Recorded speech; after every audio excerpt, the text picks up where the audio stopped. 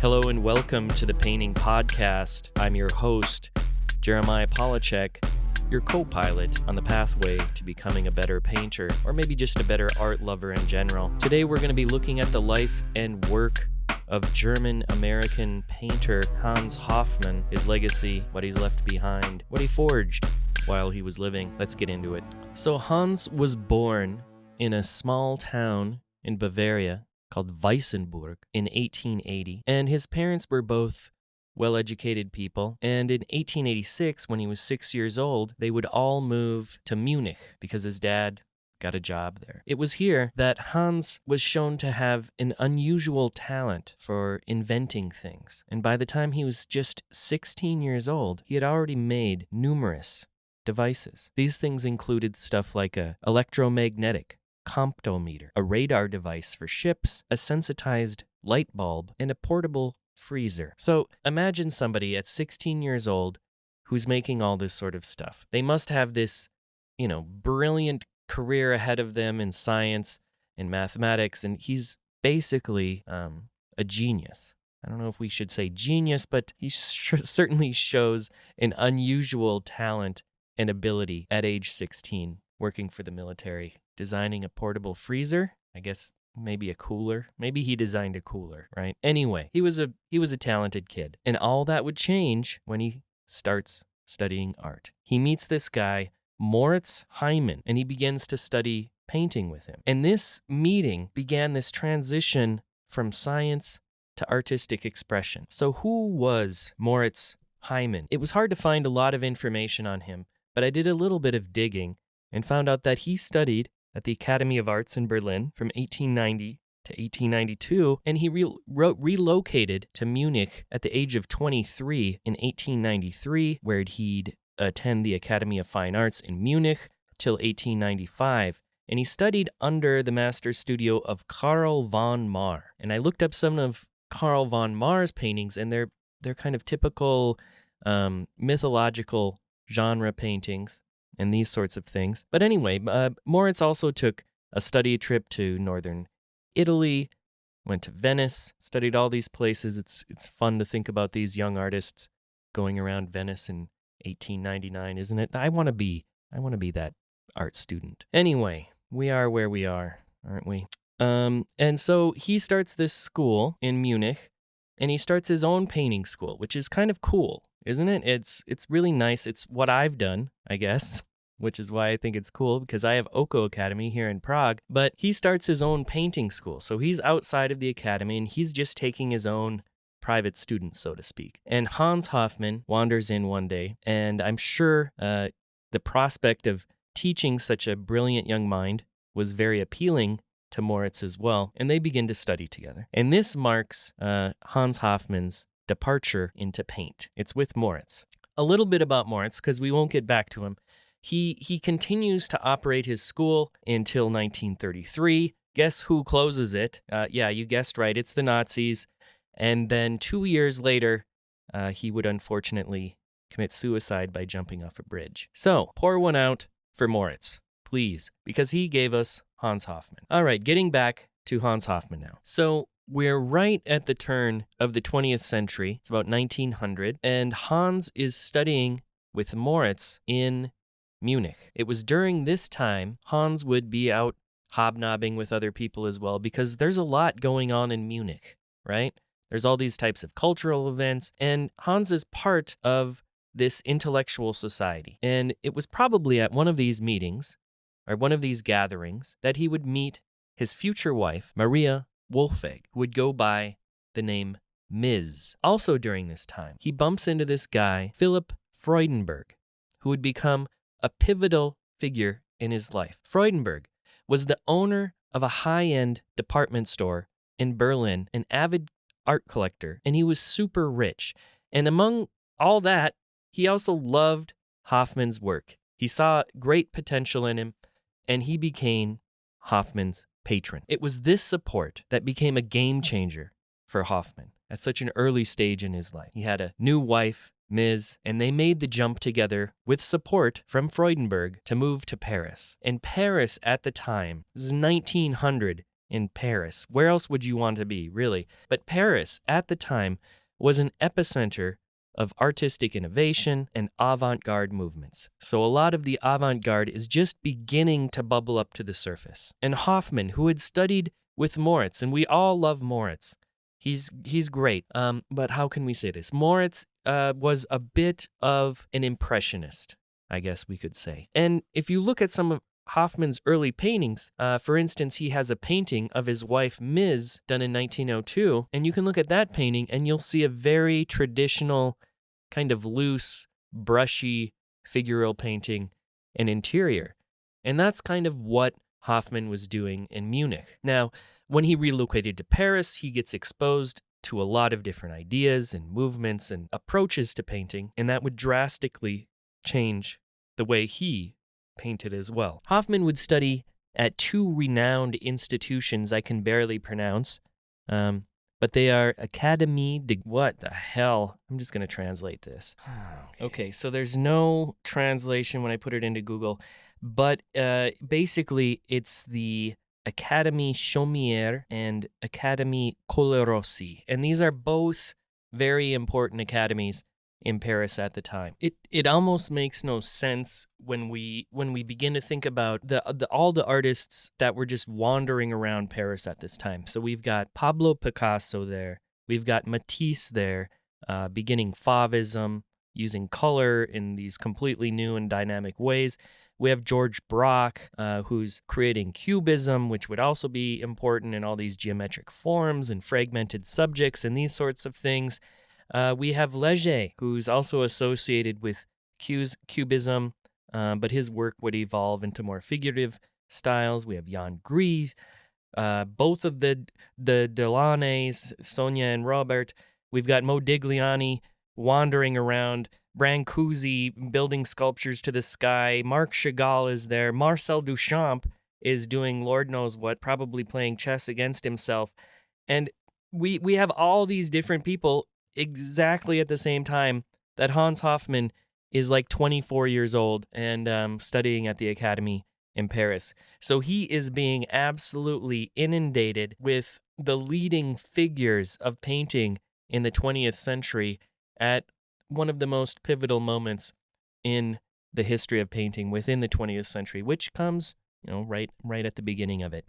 So this period in Paris would obviously completely revolutionize his ideas, his practices, and it would, play a significant role in shaping his artistic development and how he thought about painting and how he approached painting. Because Hoffman, of course, is known for his paintings. We can get into what they look like. Google them out on your phone. They're geometric abstractions. We'll get into the details of his paintings in a bit. But think about the environment that nurtured these ideas. Think about where Hoffman came from and where he landed. And he must have just been so curious about the world. And it must have been such an exciting time to be such a brilliant mind and also rub shoulders with somebody like Matisse or Picasso. But these were just, studio visits. You get a studio visit from Matisse. The person that really influenced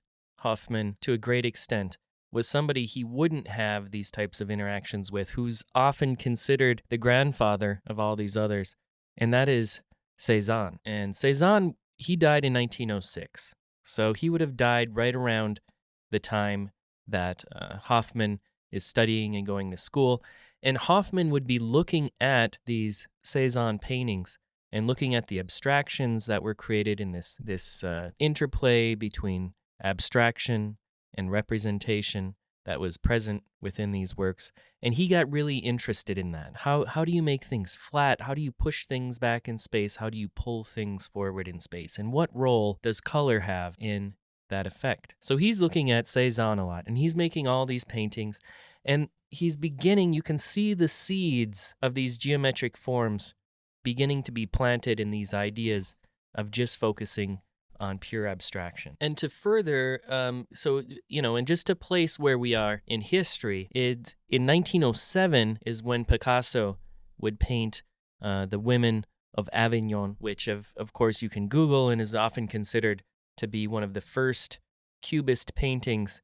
So we're around that same time period that all these other paintings are developing, that Hans is also making his paintings, and he's standing out in his own regard as well at this time. So he's not really necessarily a student in a lot of ways, but he's somebody actively contributing to the current zeitgeist of the time. But it wasn't just the geometric forms of cubism that began to soak into the approach that Hoffman had to painting. There was also a lot of other factors all combining to create his vision of the world. Among them would also be Fauvism, which of course was popularized by Henri Matisse, and this would emphasize these very, very bold and expressive colors. And Hoffman would adopt this technique, using color not just for representation, but as an independent, expressive element within his paintings. Alongside this, we've also got Expressionism beginning to surface as well. And artists sought to express meaning and emotional experience rather than physical reality. So the dependence upon the academy and looking at the world and accurately representing it onto the canvas becomes less and less important, and this idea of emotional intensity and expressionism begins to become more and more important. Another factor is the rise of color theory and what's called Orphism. Now, the Orphism movement is associated with Robert and Sonia Delaunay, and it's focused on pure abstraction and vivid colors. And Hoffman was influenced by their use of simultaneous contrasts and color theory. So just how you lay down a green and a red together in that beautiful glow that you get between them, you can start to incorporate these things into the painting. So we're thinking about how do two colors interact when they're next to each other. It seems like a common thing that we may approach in a painting now because we're so used to abstract painting and so used to experience paintings, or just used to having a wall that's painted blue with a red design on top of it or whatever. We can see these vibrations very, very clearly. But to focus solely on that idea of that vibration of colors is something that color theory and Orphism also represents. And that's also coming up to the surface at this time. Of course, in addition to all of this, we have a structural analysis of Cézanne's post-impressionist works as well, which are these compositions that use color, these large planes of shapes, and then there's slight color modulations between them. And as I said before, this approach to color, this approach to planes. When I talk about planes, I mean flat planes. You know what I mean? Like plane surfaces, right? Not approaching the world as light and shadow, but you can also approach it as planes in space, kind of like everything's boxes inside of boxes, like we're looking at the world as if it's the wire mesh of a 3D design. There's also a very direct approach that becomes evident in a lot of painting during this time. So we're approaching paintings very directly. There's not a lot of time to, redo all your brush strokes and make everything smooth and worry about all these little things. It's a very quick, spontaneous approach to making paintings. We're in the beginnings of abstract representations as well. So just pure abstraction, as we're talking about. It doesn't need to be a pot. It doesn't need to be a duck and a still life. You can make a painting of just a rectangle inside of another rectangle, and that's okay. That's when it begins. And as I mentioned before, I brought up this idea of push and pull. And push and pull it's such a common phrase that's uttered in so many studio visits and critiques and all these sorts of things. This idea that some colors want to pull forward in space and other colors want to push back farther in space. A very, very simple representation of this might be when you look at atmospheric perspective, maybe in like a Da Vinci painting or something like this, you look towards the horizon and you'll see towards the horizon there's kind of this ultramarine, very, very light blue. And it feels like that blue should be farther away. When you see all these entertainment design, video game designs or whatever, you'll see it all the time. They use the same idea. Warmer colors come forward, colder colors go back. And Hoffman is somebody who becomes very, very interested in that very simple concept. Where does a color lie in space? Where do we place a color in space? Regardless of if this overlaps this or this should be in front of this, we can play with overlap later. But where does that color exist in space? It's kind of like thinking about where a note would exist in space, like a musical note, C or whatever. Where is C? Where is A? We kind of have this feeling that they should be somewhere. And Hoffman's approach to science in his analytical thinking, I'm sure also played a role in the formulation of this theory about colors existing on different planes in space. It's a different way of experiencing the world. So everything is going well, and Hoffman is making strides into his approach to painting and getting into all sorts of great intellectual discussions. And what happens, the beginning of World War I happens. And, we often think of what happens to normal people when a war begins. And Hoffman's story is similar to many other artists. And in Paris, one thing is Hoffman is a foreigner. He's a German living in Paris. And when countries go to war, there's mobilizations, but there's also a rise in nationalism. There tends to be this nationalistic fervor that's accompanied by a country going to war.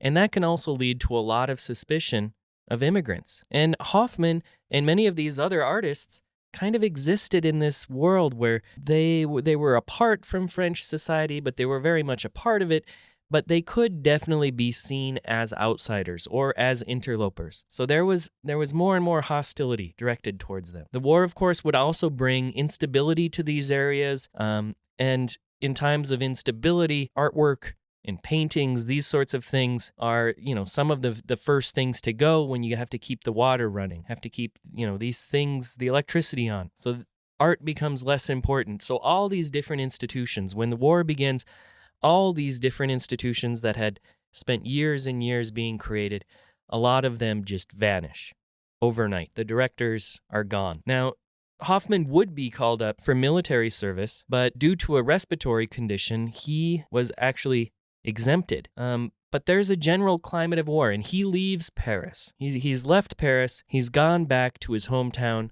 Maybe part of it is also he just wants to be around his family during these difficult times, and he moves back to Munich. And it's 1915.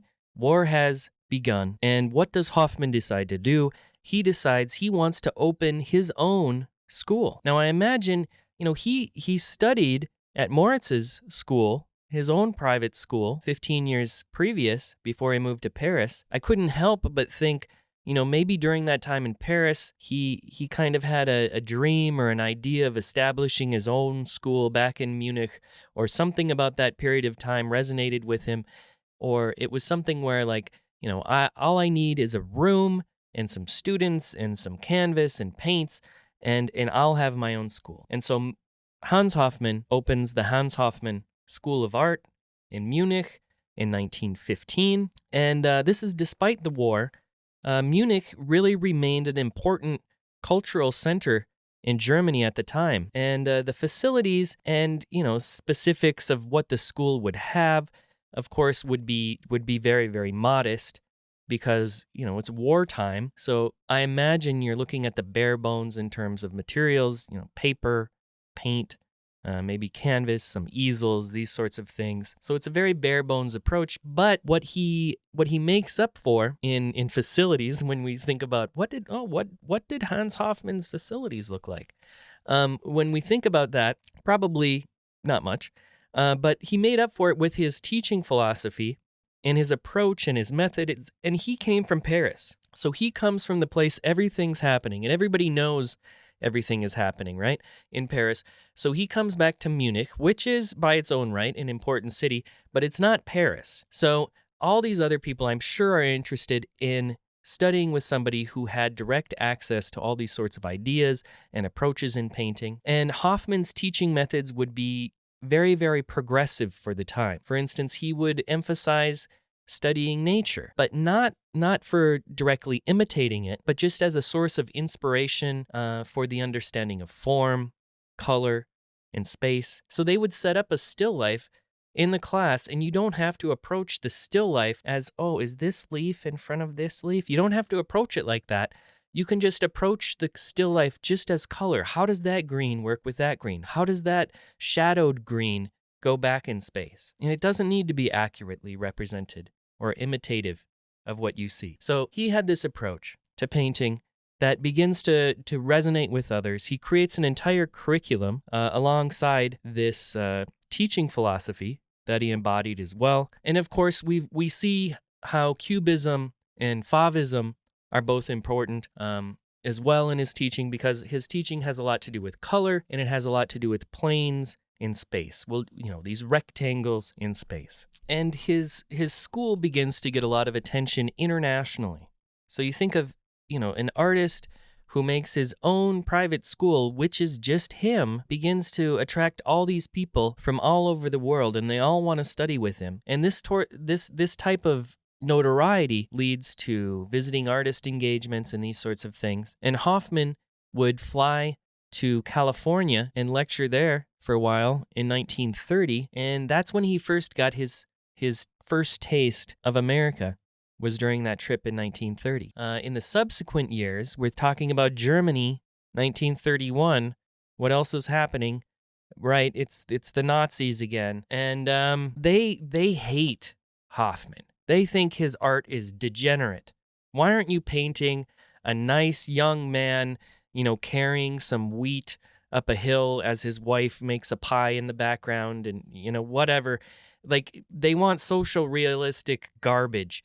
And Hoffman represents everything they absolutely hate about art. 1932, we talked about Moritz. His school gets shut down, and he's, by all standards, he's much more conservative than Hoffman is. So if they're going to shut down Moritz's school, obviously Hoffman is next, and we don't want him to suffer the same fate as Moritz, who jumped off the bridge. So instead, Hoffman, during this period, decides to flee Germany, and he moves where he had that initial connection. He moves to California, where he begins teaching at the University of California, Berkeley. And after a few years there, he's got the itch. He wants to move back to the hustle and bustle, the new artistic mecca, which is New York City. And it's there where he establishes the Hans Hofmann School of Art, which was initially located in Manhattan. And this place provided an environment where students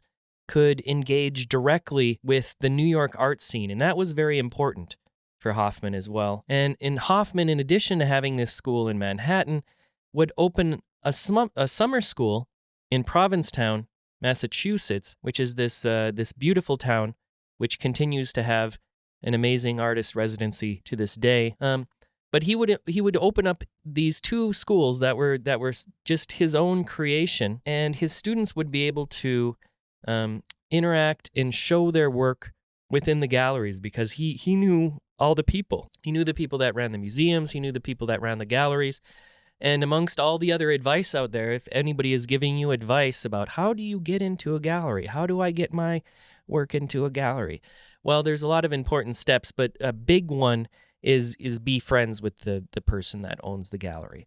And so that's what Hoffman is. He's part of the entire art scene, and he's bringing in these students, and they're creating this work, and they're experimenting together in the creation of this work and in the approach to this work. And then their works are also filtering out directly into the galleries in New York City, one of the most important art cities in the world at the time, if not the most important art city in the world. And many of his students would go on to become some of the major figures in abstract expressionist movement, and many of his students would go on to become major figures in the abstract expressionist movement, including artists like Lee Krasner, Helen Frau, and many of his students would go on to become major figures in the abstract expressionist movement, including artists like Lee Krasner, Helen Frankenthaler, and Ray Eames.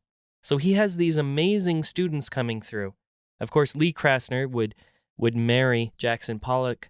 That was her husband, and probably influenced him as well in that respect, were the teachings of Hans Hoffman. But he's teaching the people at the cutting edge of abstract expressionism at the time. And when we look at Hans Hoffman's paintings, we don't really see a lot of this splatter and pizzazz. We see kind of a calm, contemplative approach to color in these little squares. There's a lusciousness in the brush strokes, that's for sure. But it's not this energetic, explosive painting that we see with somebody like Helen Frankenthaler. And so I think an important thing to realize is in art education, we're coming out of the art academy model. And Hans Hoffman has this approach to teaching which allows for a student to make up their own approach. That's probably a very, very new thing in the history of art education in some respects. What other time, I don't know, somebody could probably correct me, but what other time was there an academy model that allowed for students to find their own voice? The goal was not to replicate a Hans Hoffman painting. The goal was not to be his apprentice and imitate him. The goal was to approach color and think about color in a way that helps you realize your own artistic voice. And from what I've read, he had a very particular way of challenging students about certain ideas and getting them to explore. And I think that's a really interesting way of teaching, where you're teaching somebody to explore rather than teaching them what to do. And Hoffman would continue teaching at his own school some of the best and brightest artists in the world for more than 2 decades until 1958. And he's 78 years old now at this time, and he would retire from teaching to concentrate fully on his own painting. And this decision would mark the beginning of an intensely productive and creative phase of his career. That's one of the great things about painting, right? You can be 78 and it's like, here we go. And that's basically how Hans Hoffman felt. He had given decades and decades of his life to all these students, and now finally he had a time to just completely explore exactly what he wanted to explore in his own works and with his own voice. And his work was very, very well received, and he got a ton of recognition during this period and had numerous solo exhibitions, and his paintings were featured in major galleries and museums throughout the country and throughout the world. He would have, he'd be in the Whitney, in the Museum of Modern Art in 1963, these types of places. And so he's at the top of his game, so to speak, in his late career as well. And in most of these paintings, he's 80 years old or so, they're characterized by this very, very bold use of color and dynamic composition in a real emotional intensity. And that's one thing I love about these older works as well, is just the intensity never slows down. Throughout his entire career, we never see it slow down. And because of this intensity, because of his notoriety and just how much he probably gave to the world in terms of his approach to painting and how many people it influenced, it was extremely well received, as I said. In 1963, his wife, Ms., would die during surgery, and this would be a very, very profound loss for Hoffman, and he would make a painting for her. It's titled To Ms. Pax Vobiscum, which means, Peace be with you, Ms. And this was a great loss for Hoffman, but despite it, he would continue to innovate in his art, experimenting with form, composition, and maintaining his position at the forefront of the abstract expressionist movement. His later years would be characterized by an extremely prolific approach to painting, where he made hundreds and hundreds of works, the chronology of which is not completely known, so sign the back of your paintings, kids. But he would be extremely prolific in his later years, and you could see these kind of as a summation of his entire life's work that was created in these final works. Hans Hoffman would die in New York City in 1966 of a heart attack, but his impact on the art world still lives on to this day. I was lucky enough to actually study with one of his students, Betsy Ruprecht, during my time at the School of the Art Institute of Chicago, and there I did a class called Figure in Interior, which I still love to teach to this day. And the class was all about just looking at figures as planes in space and dissecting them as if you had a big block of wood in front of you and you're just carving out bits of it from this cube. And so I recommend anybody who, if you're going to figure drawing or you want to learn how to draw the figure and all these sorts of things, that's great. And often we get caught up in all these little things like anatomy and, the line of action and gesture and all these sorts of things. But it's important to remember that there was an entirely different approach to form, to painting people in interiors, to painting still lifes, to painting all sorts of things. And a lot of this goes back to Hans Hoffman. And if you've ever heard about a color pushing forward in space or pulling back in space, push and pull, that's all about Hoffman. So you might not know it, but he still likely had an impact on how you view painting and how you create your own works. If you're interested in this sort of thing, head on over to oko.academy, which is my school that I've created in Prague. It's a private painting school where I teach students, I mentor students, I have figure drawing nights, I have all these sorts of things, and we take a little bit more of an experimental approach as well to the figure. So if these sorts of things interest you, perhaps you need to come to Prague. Come to Prague and study for a little bit. I've got a studio, I've got easels, I've got lights, got what you need. Head on over to oko.academy and you can learn more about that. I'm your host. I'm Jeremiah Polacek. Please stay tuned for our next episode, and thank you so much for listening to the podcast. And as always, happy painting.